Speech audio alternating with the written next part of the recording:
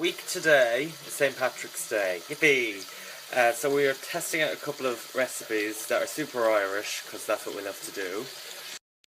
We are making some Guinness caramelised onions. It's an experiment. There's absolutely no guarantee this is going to work, so let's just see how it goes. I've chopped up into little crescents 2 white onions. Added a good pinch of salt, sounding like on a garden. It is kosher salt, and I'm going to let them sweat down for about 15 minutes. So often giving them a wee stir just so it doesn't catch too much in the bottom of the pan. Then I'm going to add a few other bits plus some Guinness. By the way, the reason why we're doing these onions is because we decided that Ireland needs a burger. We have batter burgers, yes we have spice burgers, but what about just a burger and a bun?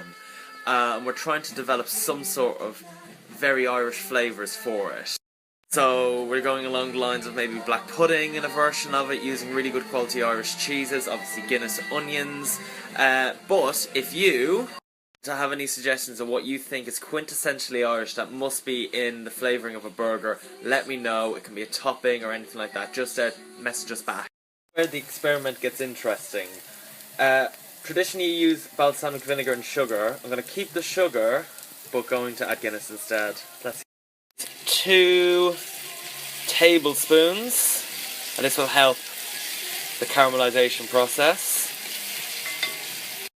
Sounding like stating the obvious or anything, just in case you didn't know, you need sugar for caramelisation, hence caramel. Some people don't know that, you know. Using Guinness draft in a can, it's probably better to use a bottle, but we're not experts on this, so let's just give it a go and find out.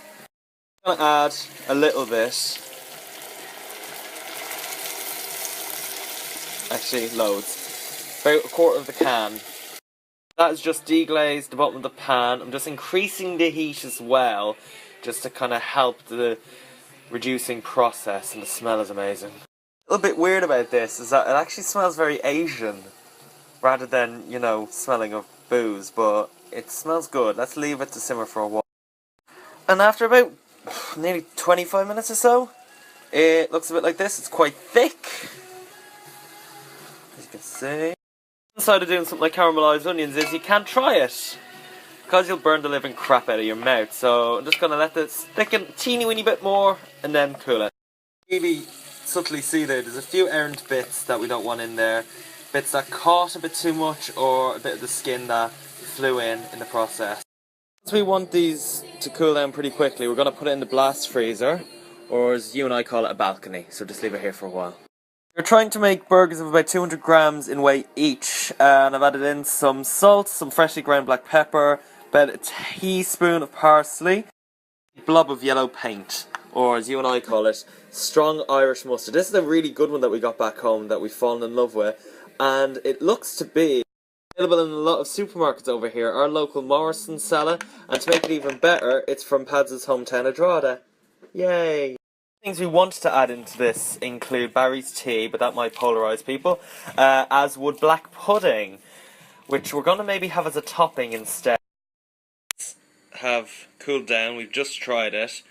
We're going to delete every snap there because we're going to be millionaires when we make this a commercial. Joking.